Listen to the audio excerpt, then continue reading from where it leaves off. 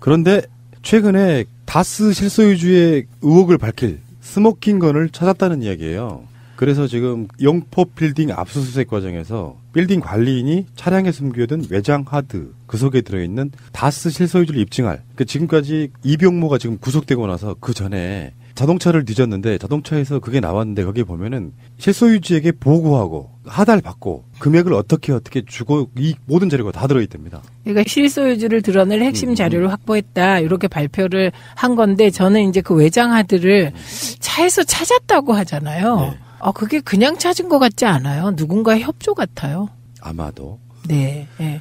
그리고 제가 여기서 또 이상한 거는 그 120억 비자금 있잖아요. 그것과 관련하여 정호영 특검이 직무유기 혐의로 말하자면 조사를 받고 있었는데 무혐의 처분했잖아요. 그걸 또 어떤 분들은 이제 검찰의 굴욕 이렇게 표현하더만요. 못 찾아냈다 이거지?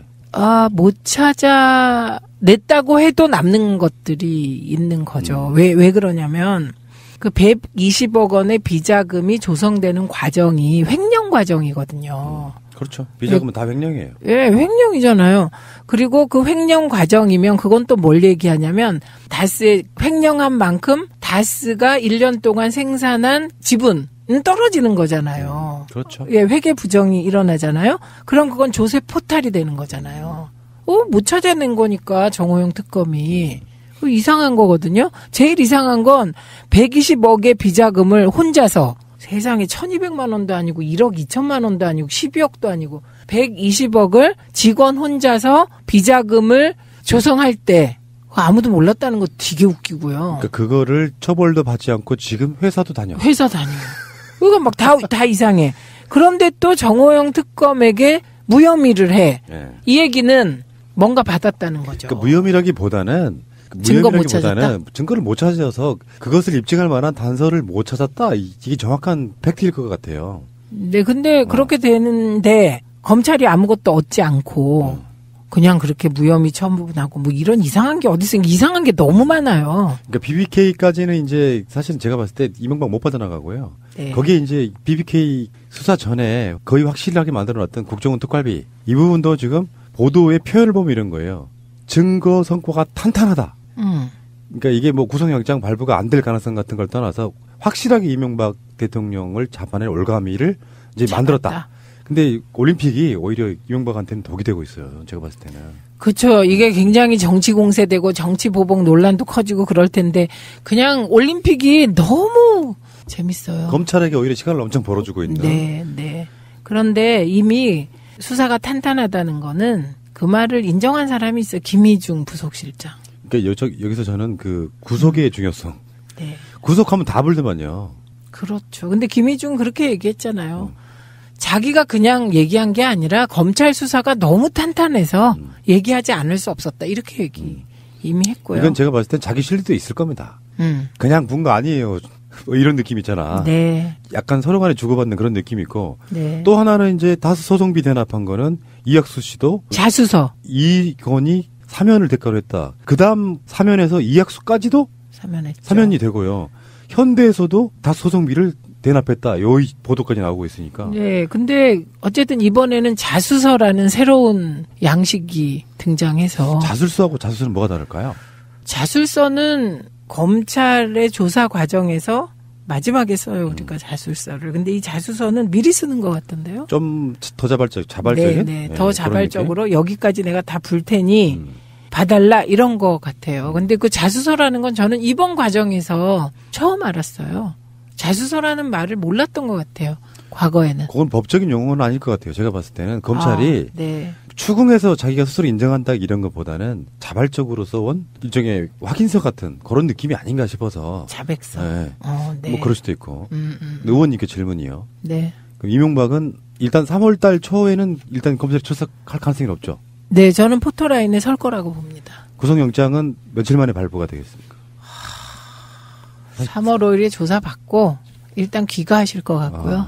네. 원래 그렇게 하잖아요. 네. 그리고 귀가하신 상태에서 구속영장이 청구될 것 같습니다. 그럼 2, 3일 정도 기다리면 구속영장은 뭐 제가 그 방송 야근까지 해야 되는 상황. 가끔씩 그렇게 거물들 잡았을 때는 네, 야근하셔야 될 것 같은데요. 어차피 녹음실에는 있는데 그 녹음실 자체에 불은 꺼놓죠. 녹음기구. 그러다가 다시 밤에 빅뉴스가 나오면요. 다시 모든 장비를 켜고 들어와서 혼자 녹음하고 막 그래요. 근데 참 희한한 현상인데 박근혜에 대해서는 아직도 할머니들 사이에서 불상타 이 얘기가 돌아요. 에야. 그리고 박근혜가 결백하다 이렇게 시위도 해요. 그리고 탄핵에 반대하는 14%가 있어요. 이명박 MB에 대해서는 저는 그 길거리 다니다가도 MB를 옹호하는 소리는 한마디도 못 들어본 것 같아요. 이건 마치 이번 제가 설에 지역을 돌아다니면서 홍준표 대표를 칭찬하거나 옹호하는 소리를 못 들어본 것과 비슷한데 MB에 대해서 지금 이 수사되는 거 있잖아요. 이거를 정치보복이라고 하는 걸 한마디도 못 들어봤어요. 해도 너무했다 이거고. 노무현 대통령 장례식장에서의 이명박 표정을 기억하거든요. 네. 세상에 영원한 것은 없어요. 권력이라는 게. 그래서 함부로 뭔가를 하면 안 돼요. 네. 그리고 언젠가는 드러나기 때문에 비리도 하면 안 됩니다. 그러니까 당시에 정책적으로 인기가 없어서 지지율이 떨어질 수는 있는데 그걸로 사람들이 비난하지는 않잖아요. 근데 이런 식의 끝도 없이 나오는 비리들 이게 숨겨서 그렇지 지금 이명박 비리 중에 우리가 예단하면 안 되겠지만 전 10%도 안 나왔다고 봐요. 자원외교내문에 다 들어간다고 하면 사대강도 마찬가지일 테고. 예, 게다가요 우선 측근 관리를 잘 못했다라고 사람들은 얘기하는데 그 내용을 생각해 보면 측근들한테 얼마나 가혹하게 했으면 단 한 명이 MB를 지켜주지 않을까. 그리고 이제 나서는 분들 보면은 다 쭉정이들, 이권에 개입하지 않은 정말 허수아비들, 이재호 뭐 이런 사람들. 진짜 모르시는 것 같아요. 모른다. 예. 우리 MB는 정말 깨끗하다 이렇게 생각하는 거죠. 그리고 동아일보 보도 보시면 다스 소송비를 삼성이 대납해 주잖아요. 그리고 그 돈 일부가 남잖아요. 10억. 네. 그거를 받아오라고 했다는 거 아니에요. 김백준을 통해서. 그러니까 정말 그 돈 욕심이 끝이 없어. 아니 근데 푸나님이 10억 받아오라 그랬다면 우리가 뭐 다 그러려니 하지만 그러니까. MB는 돈이 얼만데 다스만 해도 8조 아니에요? 그러니까 저는 아예 없으니까 막 베풀려고 하는 게 있거든요. 그러니까 후원 뭐 들어오면 후원 다 하고 막 이명박 같은 자들은 왜 하다못해 자기 그 수행하는 사람들이랑 개고기도 혼자 처먹는다잖아. 시켜줄 수도 있는데 그만큼 돈을 그렇게 애지중지해서 어디다 썼을까. 그 얘기하니까 생각나는 게 있어요. 대개 지역에서 가보면 그 민주당이나 정의당은 보좌진이랑 못나 섞여서 밥을 먹어요. 그런데 옛날에 새누리당 쪽 보면 보좌진들은 늘 따로 먹어요, 밥을. 그런데요, 이게 언론에도 보도되고 그랬거든요. 그리고 우리 동네에서도 막 문제된 적이 있어요, 이게. 그러고 나서 요새 보니까 지난번에 밥 그 같은 상에서 먹었다? 도곡리 척사대에 갔을 때. 예, 봤습니다. 처음 봤어. 네네네. 그 같이 밥 먹는 거. 네네네. 그죠? 네. 자유한국당 쪽 사람들이 왔는데 보통 이 그 수행들은 따로 먹고 그냥 안 먹고 그래서 언제 먹나 했는데 이번에 처음으로 같이 먹는 거 봤어요. 제가 본 건 처음이에요. 그쪽 문화가 그렇구나. 그러니까 문화가 바뀌는 거예요. 서로 상호 침투하면서. 알겠습니다. 어쨌건 이명박 저는 이 사람 구속됐습니다라는 보도가 나오면은 이게 10년 묵은 채증. 그런 느낌이 아니에요. 저는 그걸 기뻐하는 스타일이 아니에요. 예전에 노무현 대통령 돌아가셨던 그 장례식장이 생각날 것 같아서 심정적으로는 인생의 교훈이 생기는 거예요. 그냥 질서가 바로잡히는 느낌? 그렇죠. 네, 사필 기정? 맞습니다. 사필 기정 정도. 네. 중요한 분은 아닌데 워낙에 뭐 국정농단이나 언쟁을 거치면서 굉장히 말썽이 많았던 바로 그분이고요. 그 성주 사드만 해도 이 사람의 배신 바로 이완영 의원인데 이게 큰 뉴스는 아닌데 왜 가져왔냐면은 우리 의원님과도 연관이 좀 있는데 이게 정치자금법 위반이냐 공직선거법 위반이냐에 따라서 형량도 굉장히 많이 달라지더만요. 그러니까 네. 정치자금을 수수하고 지역 조직을 이용해서 금품을 살포하고도 범행을 계속 부인하고 있다. 그래서 지금 이완영 의원에 대해서 징역 6월을 구형했거든요. 회계 책임자를 거치지 않고 선거 자금을 지출한 혐의, 무고 혐의 등과 관련해서는 징역 4개월을 별도 구형했는데 이렇게 됐나 봐요. 2012년 19대 총선에서 네. 성주 군의원 김모 씨한테 2억 4,800만 원을 무상으로 빌립니다. 그러니까 무상으로 빌렸기 때문에 이자 줘야 돼요. 이자를 줘야 되는데 이자를 안 준 거죠. 한마디로 말하면. 그럼 기부받은 게 돼요. 그래서 은행 대출 평균 금리를 적용해서 이완영 의원이 기부받은 이자 상당액을 794만 원으로 산정했다는데 이 돈을 받은 거잖아요, 지금. 그렇죠. 그건 그냥 받은 거고 이 2억 4,800만 원을 빌렸다는 부분도 이게 빌렸을까? 뭐 어쨌든 이것도 좀 이상합니다. 그러니까 그 하필이면 또 2억 4,800은 왜? 그러니까 김모 씨 자체가 그 공장 매각 대금을 그러니까 빌려간 김모 씨가 사업을 하고 있었나 보죠. 군의원인데. 네. 자기가 아마 공천 대상 중에 하나였을 거예요, 아마. 그러니까 공장 매각 대금을 빌려간 뒤에 아예 갚지 않았다는 거죠. 그러니까 한마디로 말하면 사기의 가능성도 있는 거예요. 아. 그래서 이제 결국에는 이게 나중에는 고소하기를 사기 혐의로 고소했는데 이완영이 그것이 허위사실이다면 또 맞고소를 한 겁니다. 그래서 결국에는 좀 나쁘게 보자면 의도성을 보자면 이완영은 이 돈을 갚을 생각이 없었다. 그러니까 그런 의심이 조금 될 수도 있어요. 근데 나중에라도 이걸 갚았다고 하면 결국에는 이제 이자를 안 돌려줬기 때문에 불법 자금을 수수한 게 되는 거죠. 그래서 지금 이완영 쪽에서는 정치자금법이 아닌 공직선거법을 적용하면 이미 공소시효가 끝난 사안이다 이렇게 주장을 하고 있는데 지금 검찰이 징역 6월을 구형했단 말이죠. 총 10월 구형한 거죠. 그런 거죠. 아까 네, 지금 네. 무고랑 관련해가지고. 네. 그래서 실형이 나오지 않더라도 100만 원 이상 벌금형 받으면 의원직 상실하는 거잖아요. 네, 근데 이건 좀 독특한 케이스긴 네. 해요. 왜냐하면 이게 19대 총선 때 있었던 일이거든요. 20대가 아니라 19대 총선 때 있었던 일을 아마도 관계자들이 신고한 것 같습니다. 이건 고발한 것 같고요. 그다음에 중요한 게 이제 회계 책임자를 거치지 않고 선거 자금을 지출한 혐의. 예, 회계 책임자를 거치지 않고 돈 쓰면요. 이거 다 정치 자금법 위반이에요.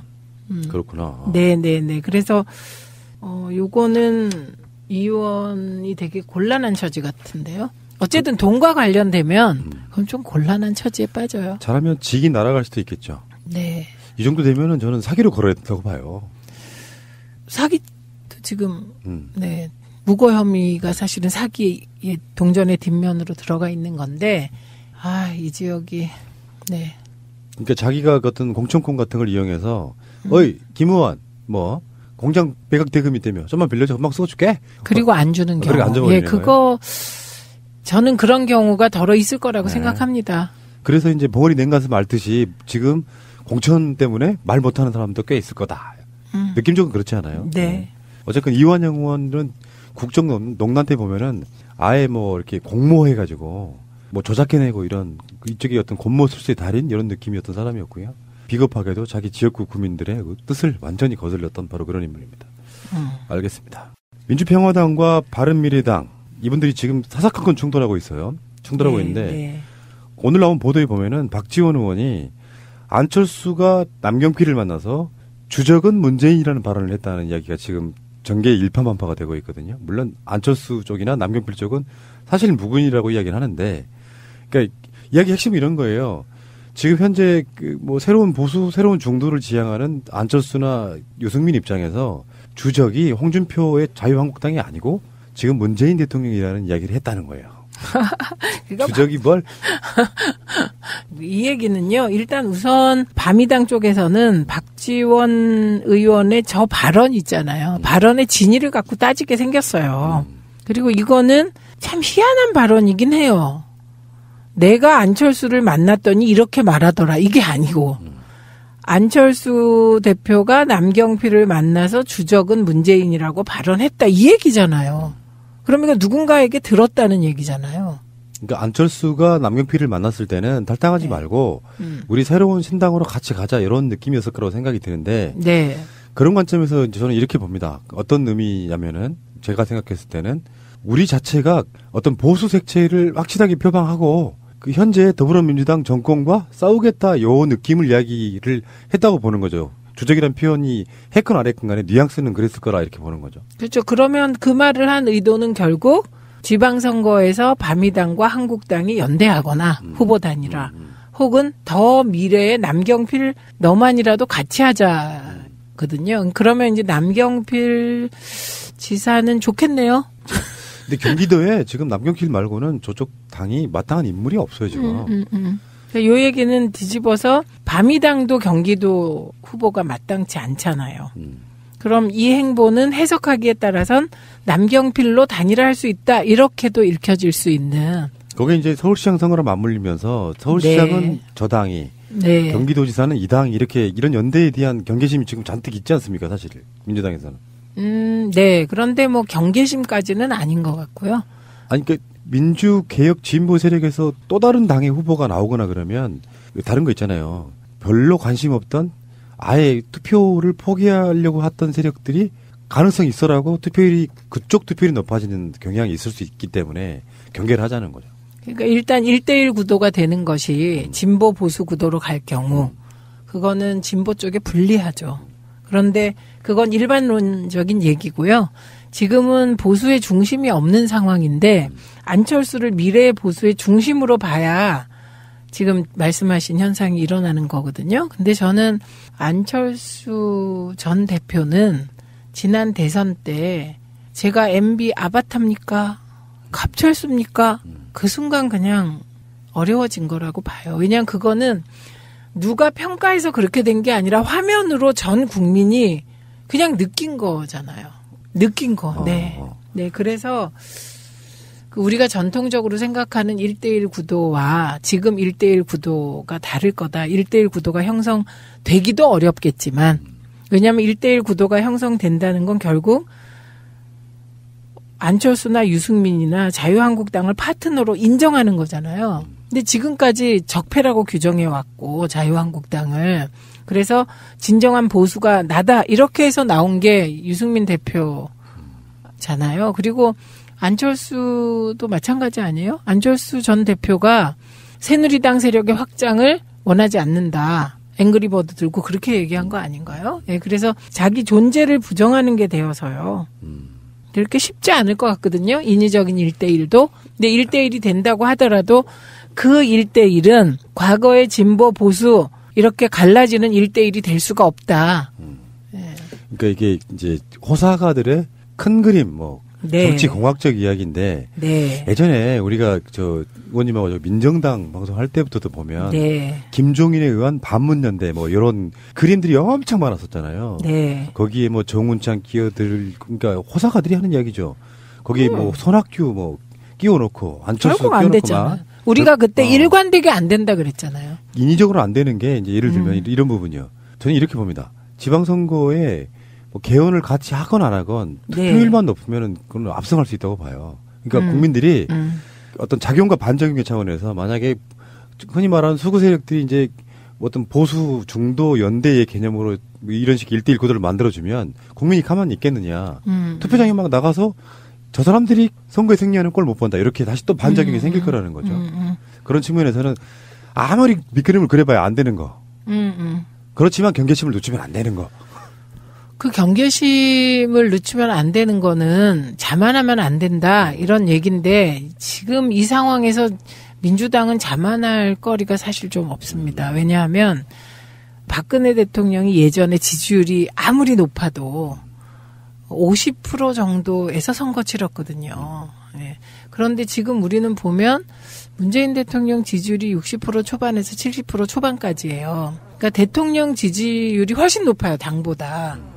그럼 이건 당에게는 그렇게 좋은 구도는 아니거든요. 그래서 우리는 자만할 수 없는 정당 같은데요. 그리고 지금 지방선거 이후에 잠복해 있던 우리 당 내부의 차이, 다름이 표출되면서 더 걱정되는 상황이 올 수 있거든요. 그래서 지금 오히려 민주당이 할 일은 6월 지방선거와 개헌을 같이 할 수 있는 온갖 구상, 노력, 이게 필요한 시기 같아요. 예. 그런데 이제 재밌는 이야기 잠깐만 할게요. 지금 바른미래당으로 끌려간 분들, 비례대표 3인방, 박주연, 이상돈, 장정숙, 이 세 사람이 얘기는 했듯이 지금 거기 안에서 상당히 고춧가루 부대 역할을 하고 있나 봐요.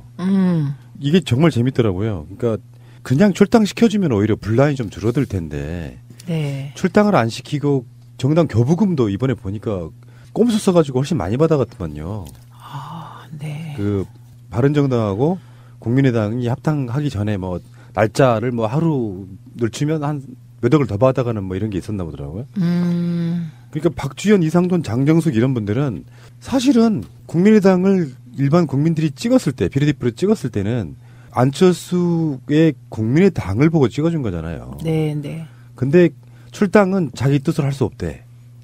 국민의 뜻이어서 출당 마음대로 못 시켜준다는 그 뭐랄까 말도 안 되는 안철수 자기 쉴드.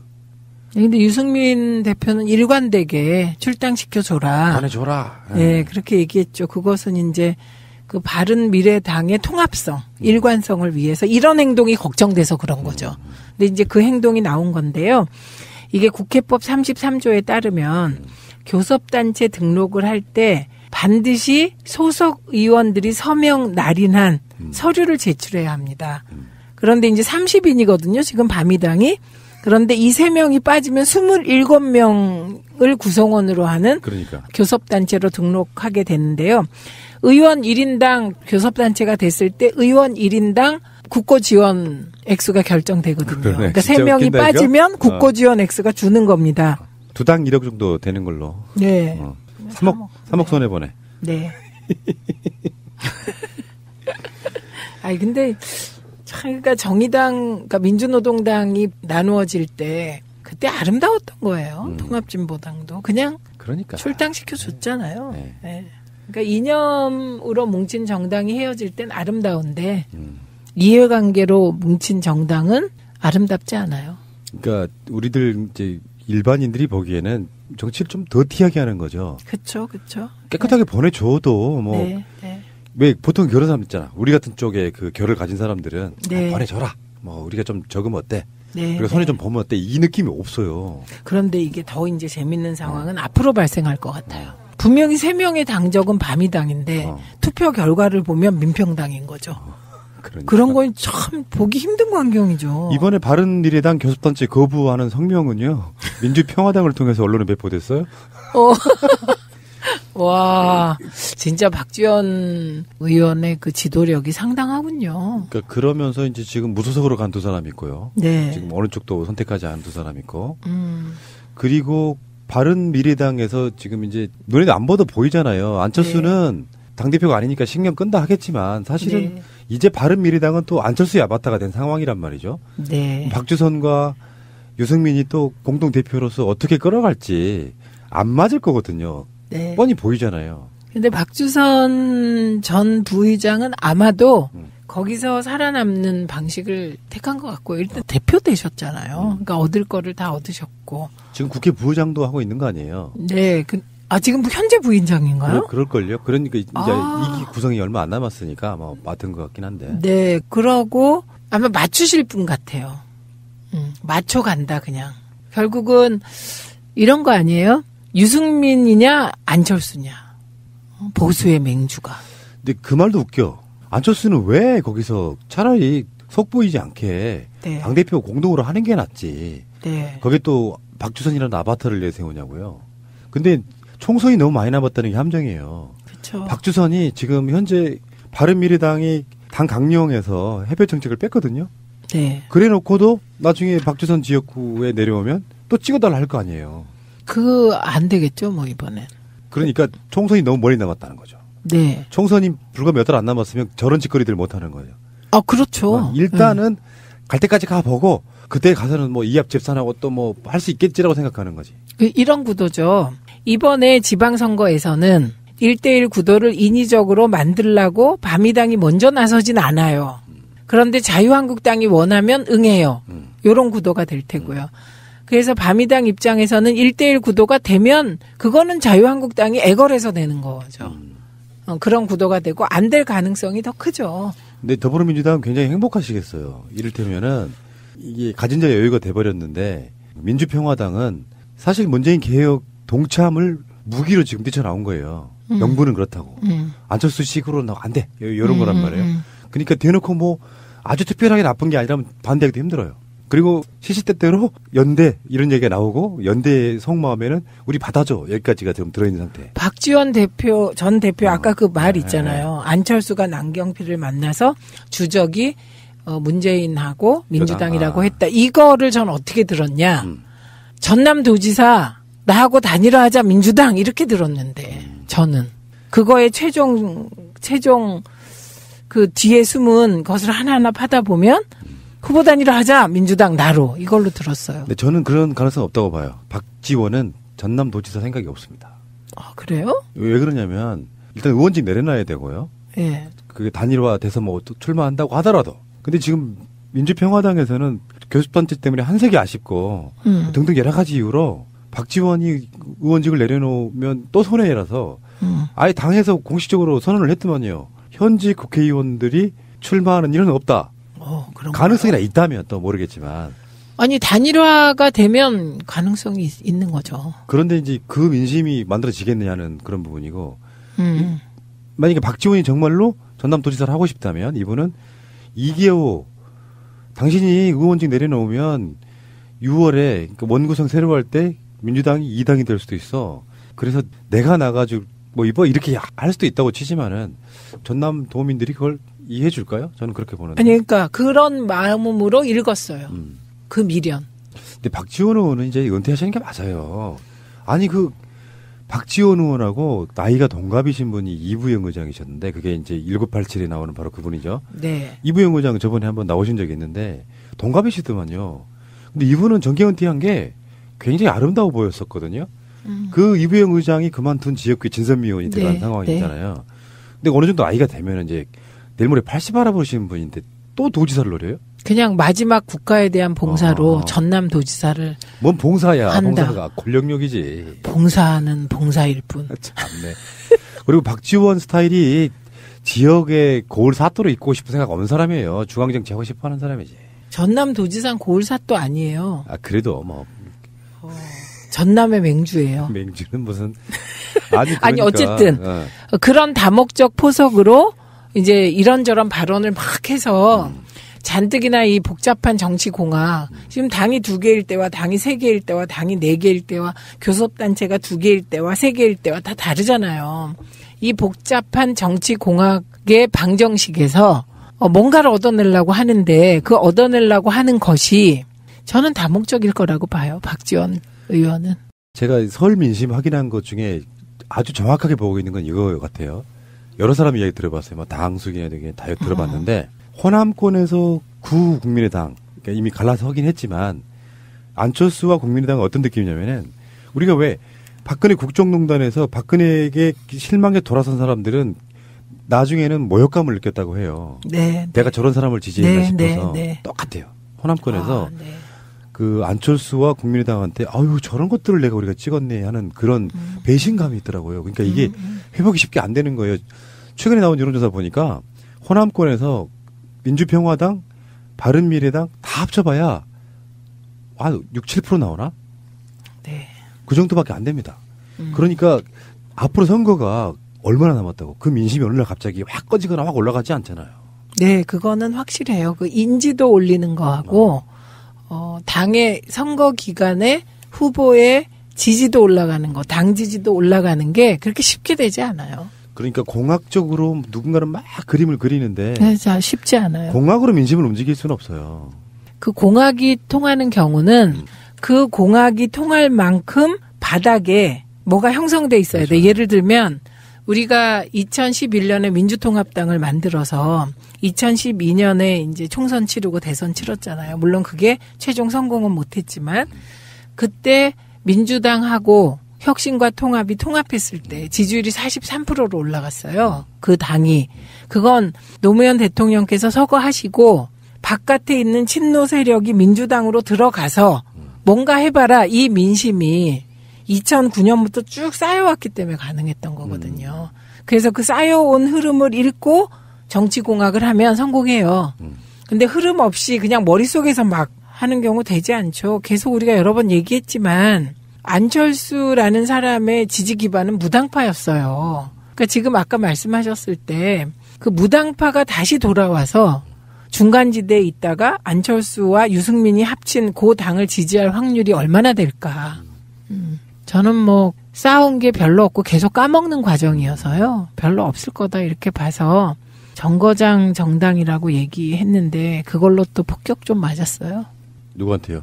트윗에서. 정거장 이곳은 너와 나의 인생이 있는 곳. 음악 듣겠습니다. 자 그러면 네. 안철수의 서울시장 출마론 가능성 얼마나 보십니까? 유승민 대표 쪽에서 추동하겠죠. 계속 푸시. 예, 선당 후사로. 안철수도 그렇게 말을 해왔으니까 당이 시키면 하겠다. 뭐든 하겠다. 자 그러면 서울시장하고 송파을 출마론 어느 쪽이 더 가능성이 없다고 생각하세요? 저는 송파을 출마가 가능성이 높다고 저도 생각해요. 그래요. 저도 그렇게 왜냐? 말하고 있어요. 당선 가능성이 더 높아요. 그러니까 서울시장은 저는 당선 가능성 제로라고 봅니다. 근데 송파는 안철수 대표가 나가면 40% 가능성이 있다고 봐요. 이런 건 어떠세요? 안철수로 단일화, 서울시장은. 그리고 경기는 남경필로 단일화. 요 그림은 그릴 수는 있죠. 이거는 홍준표의 몰락이에요. 그 구도는 홍준표 세력이 지분 다 내놓는다는 거예요. 그러니까 서울특별시에 시장 후보를 안 내긴 힘들죠. 그렇죠. 그러면 당이 없어지는 거예요. 그리고 남경필 지사도 돌아오긴 했지만 홍준표 사람 아니잖아요. 그러니까 서울과 경기를 홍준표 사람 아닌 자유한국당 아닌 사람들이 하는 거죠. 사실상. 그러면 자유한국당은 지방선거 이후에 소멸이에요. 하긴 선거를 하는데 서울도 마찬가지고 경기도 마찬가지고 자기 당의 후보가 없다는 건 굉장히 큰 리스크네요. 서울하고 경기에 자기 당 후보가 없다는 건 당의 존재감이 없어진다는 뜻이고요.